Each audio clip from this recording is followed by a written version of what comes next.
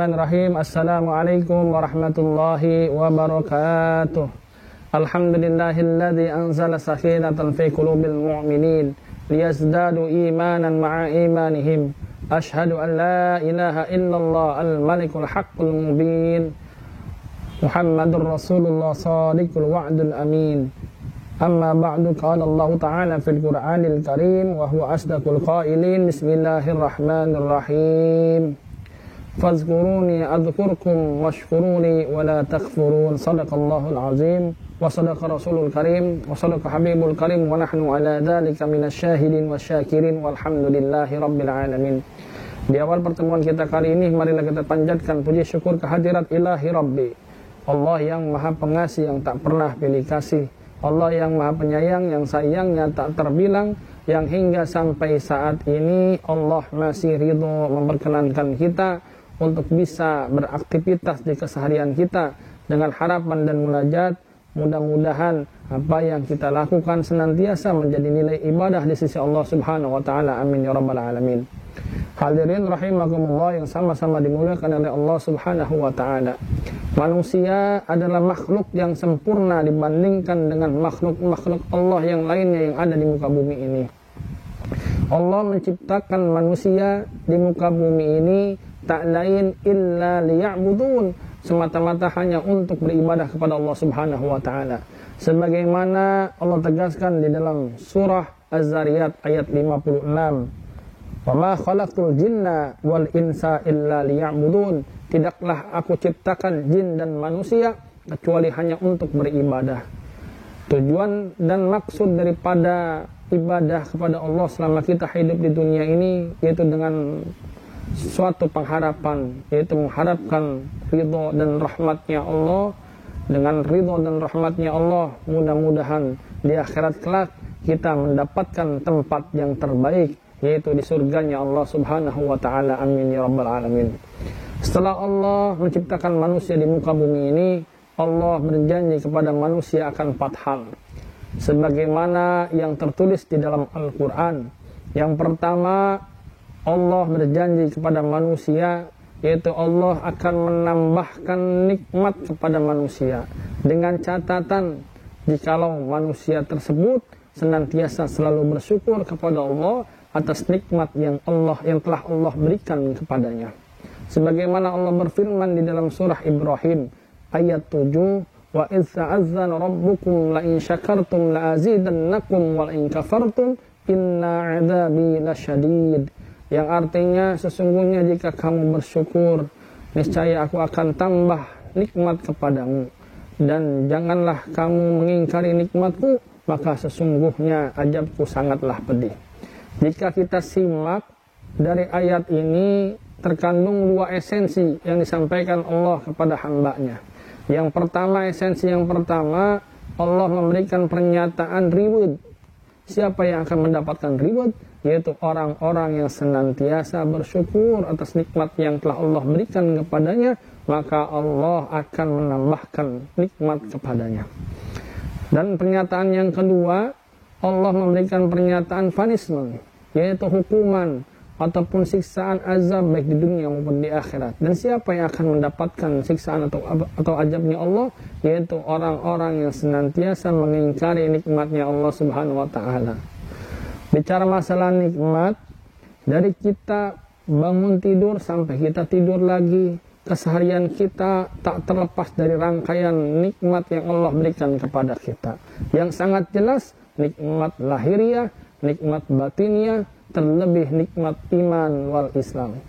Oleh karena itu sudah sepantasnya kita selaku hamba bersyukur atas nikmat yang telah Allah berikan kepada kita. Sebagaimana yang dijelaskan oleh Al-Imam Al-Ghazali tentang arti syukur, yaitu manusia yang memiliki hati yang senantiasa mampu menerima segala bentuk pemberian yang Allah berikan kepadanya dengan rasa kegembiraan. Dan salah satu bentuk rasa syukur yang paling mudah ketika kita mendapatkan nikmat, ketika kita diberikan nikmat oleh Allah Subhanahu wa taala, seraya kita mengucapkan alhamdulillahirabbil alamin. Hal yang kedua yang Allah janjikan kepada manusia, yaitu Allah senantiasa selalu mengingat kita selaku hamba-Nya. Dengan catatan, jikalau kita selaku hamba-Nya selalu ingat Allah Subhanahu wa Ta'ala. Sebagaimana Allah berfirman di dalam surah Al-Baqarah ayat 152, "Fadhkuruni azkurkum washkuruli wala takfurun," yang artinya ingatlah kepadaku, niscaya aku pula akan ingat kepadamu, dan bersyukurlah kepadaku, wala takfurun, dan janganlah mengingkari nikmatku. Bicara masalah ingat Allah bukan hanya ketika kita sedang sholat saja. Bicara ingat Allah bukan ketika kita sedang berzikir saja. Ketika bicara ingat Allah bukan ketika kita sedang berada di dalam majlis-majlis ilmu, melainkan setiap detik, setiap menit, setiap waktu yang telah kita lewati, bahkan yang akan kita lewati, senantiasa kita selalu mengingat Allah. Dengan kita mengingat Allah, mudah-mudahan Allah menjaga kita. Sebagaimana Allah tegaskan di dalam firman-Nya, surah Al-Imran ayat 181, "Walladzina yadhkurunallaha qiyaman wa qu'udan wa 'ala junubihim," al-ayah. Yaitu orang-orang yang senantiasa mengingat Allah, baik dalam keadaan berdiri, baik dalam keadaan duduk maupun keadaan berbaring. "Ala bidzikrillahi tatma'innul qulub," dan hanya dengan mengingat Allah lah hati menjadi tenang. Hadirin rahimakumullah yang sama-sama dimuliakan oleh Allah Subhanahu wa Ta'ala. Hal yang ketiga yang Allah janjikan kepada manusia, yaitu Allah akan mengabulkan doa hamba-Nya jikalau hamba-Nya berdoa hanya kepada Allah. Sebagaimana Allah berfirman di dalam surah Al-Ghafir, di dalam surah Ghafir ayat 60, "Qala rabbukum ud'uni astajib lakum, innal ladzina yastakhbiruna an ibadati yadkhuluna jahannama dakhirin." Yang artinya, berdoalah kepadaku, niscaya akan aku perkenankan bagimu.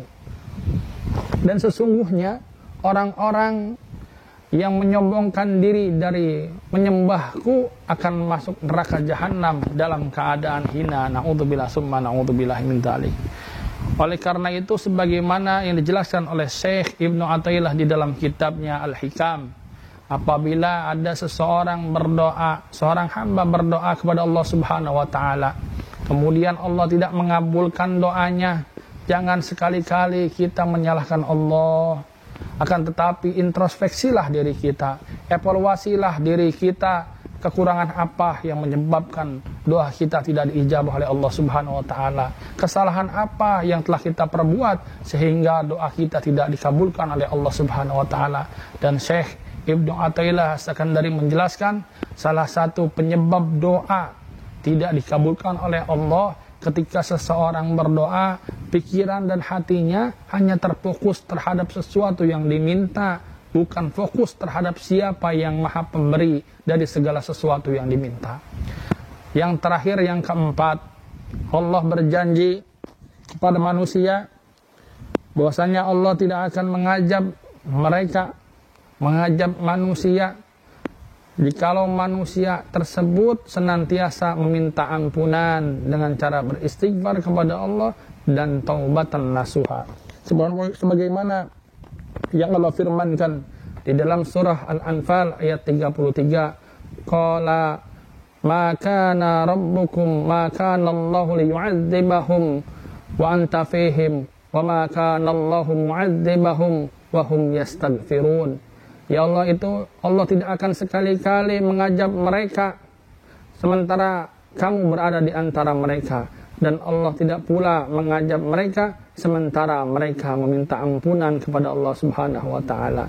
Oleh karena itu, dengan kita memperbanyak istighfar, dengan kita memperbanyak ampunan kepada Allah, mohon ampunan kepada Allah Subhanahu wa Ta'ala, senantiasa menjadi suatu yang meringankan kita, meringankan dosa-dosa kita, dan kita terhindar dari azabnya Allah Subhanahu wa Ta'ala, baik di dunia maupun di akhirat.